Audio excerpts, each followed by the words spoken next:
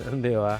So, sa mga nag-i-start mag-business, medyo natatakot kasi 'di ba employed ka rin. Hanggang ngayon ba employed ka pa rin? Ay, hindi na po. Okay. Full-time na ako dito sa business na 'to. Okay. And yung transition mo from being employed to being full-time dito sa business na 'to, ano yung mga inisip mo? Ano yung mga kinonsider mo? And nasabi mo talaga na, okay, game na. Pwede na akong mag-resign from the corporate ladder and magkaroon ng sarili kong business. So, initially talaga natatakot ako. Kasi walang kasiguraduhan yung salary na makukuha ko, yung business income. Pero nung nakita ko na yung salary, yung income ng business ko per 1 week, ay kaya nang bayaran yung income ko as an employee person per 1 month.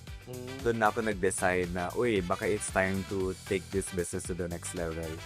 It's time to go full-time. Okay. So, ang computation mo is parang 4 times nung monthly salary mo, parang ganon. Yeah. So, let's say kung ang monthly salary mo is 20K for example, tapos yung side gig mo kumikita na ng 80K a month na sustained, di ba?